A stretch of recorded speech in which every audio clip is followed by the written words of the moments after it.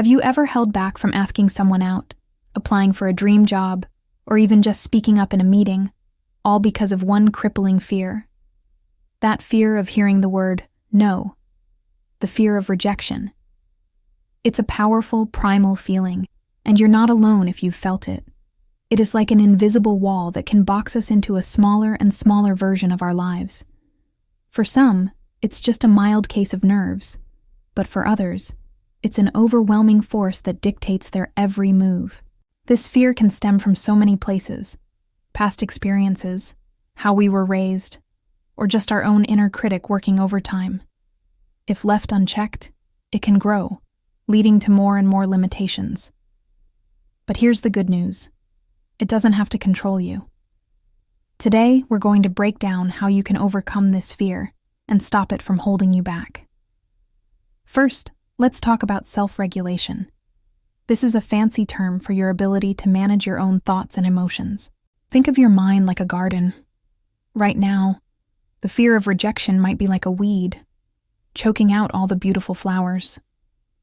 Self-regulation is the act of gardening. It's about noticing those negative, fearful thoughts as they sprout. Thoughts like, "They'll definitely say no," or "I'm not good enough." Once you spot them, you don't just let them grow. You actively challenge them. You reframe them. Instead of "I'll fail," try, "What if I succeed? And even if I don't, what can I learn from this?" By consciously shifting your thinking from pessimistic to optimistic, you start to take back control. It's about being the master of your mind, not its captive. Now for a step that might sound terrifying, but is absolutely crucial. Face your fears. Many of us cope by simply avoiding situations where we might get rejected. We don't ask for the raise, we don't go to the party, we don't start the conversation. This is called avoidance coping. And while it feels safer in the short term, it's like feeding the monster. Every time you avoid something you fear, you're telling your brain, "Yes, that thing is incredibly dangerous. We were right to run away." It actually makes the fear stronger and makes you even more sensitive to potential rejection. So, what's the antidote? Deliberate, gentle exposure. Start small.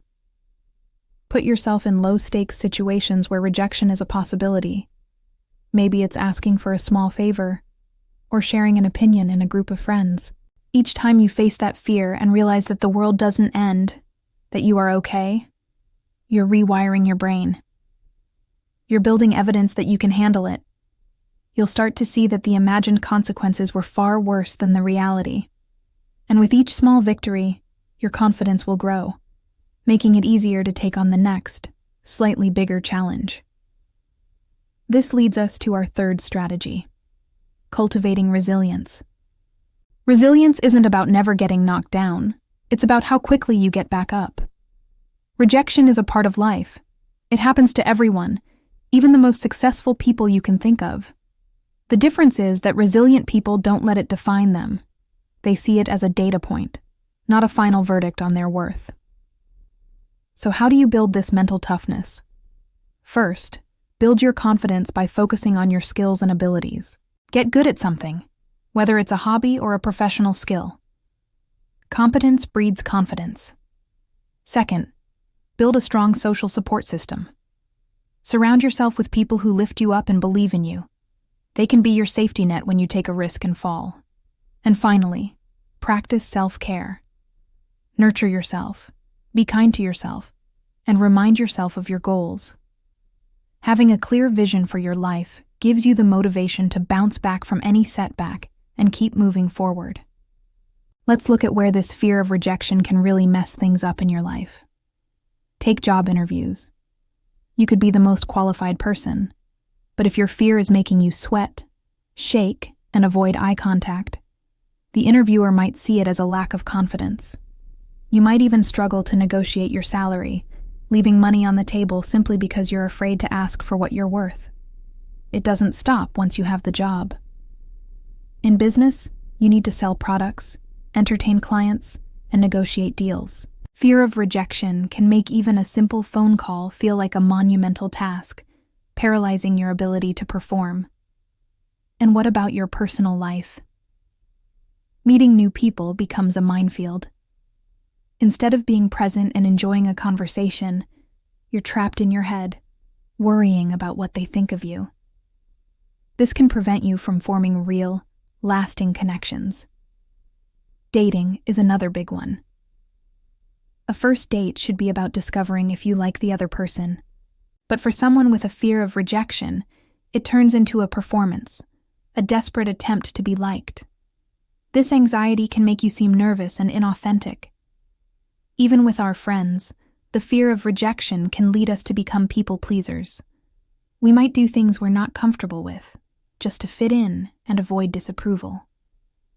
We say yes to everything, even when it drains us, leading to burnout and resentment.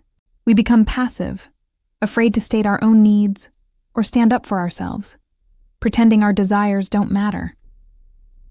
Over time, this passivity can even curdle into passive aggressiveness. Because you can't express your needs directly, you might procrastinate, forget promises, or complain, which ultimately damages your relationships anyway. This fear can make you live a scripted, inauthentic life. You wear a mask because you're terrified that if people saw the real you, they would run. This constant performance is exhausting and prevents you from truly connecting with others and embracing life's challenges. You end up stuck, prioritizing the feeling of safety over the pursuit of happiness and your true potential. Ironically, all these behaviors designed to avoid rejection often lead to the very thing you fear. That lack of confidence, that people-pleasing, that passivity, it can be off-putting. People are drawn to confidence. Research even shows that confidence can be almost as important as intelligence when it comes to success. By constantly projecting insecurity, you might unintentionally be pushing people away. Worse still, this vulnerability can make you a target for manipulation. Some people are experts at sensing insecurity. They might seem charming and caring at first, making you trust them, but they'll keep you on edge, always feeling like you need to earn their approval. Once they get what they want, they disappear, leaving you feeling more rejected than ever. Even well-meaning friends and family can become frustrated. They might try to encourage you to be more assertive or open up, but you experience their efforts as threatening, causing them to walk on eggshells around you. Eventually, this can lead to frustration and distance in the relationships you value most. So, let's recap the path forward. 1. Practice self-regulation. Become the master of your thoughts. 2. Face your fears. Start small and build your tolerance for discomfort. And 3. Cultivate resilience. Build your confidence, lean on your support system, and never stop getting back up. Overcoming the fear of rejection isn't about never feeling it again. It's about not letting that feeling make your decisions for you. It's about choosing courage over comfort and authenticity over approval. Your true potential is waiting for you on the other side of that fear. You have the strength to walk through it. Thank you so much for watching. If this video resonated with you, please give it a thumbs up and subscribe for more content on building a stronger, more confident you. We'll see you in the next one.